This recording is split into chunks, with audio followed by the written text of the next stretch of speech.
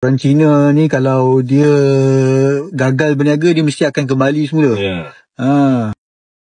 Bankrupt kedai makan, sekarang buat Grab. Sebab nak cari tambahan modal lagi lah. Iya betul, kerja keras nih. Saya kerja sampai jam 8, jam 10 Pak. Pulang Bogor. Bogor, Jakarta? Iya, saya tinggal di Bogor. Berapa tahun bertahan kedai makan kamu?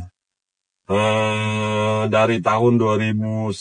Tak apa, saya doakan kamu supaya kembali. Amin. Orang Cina ni kalau dia gagal berniaga, dia mesti akan kembali semula. Kerja keras, dapat modal baru kembali. Ya, tapi alhamdulillah hidup tak susah lah. Ya cukup makan Pak. Okey. Tidak susah. Tapi bersyukur sajalah. Ada makan cukup. Jadi kerja sehari bisa dapat 300.000 buat biaya hidup.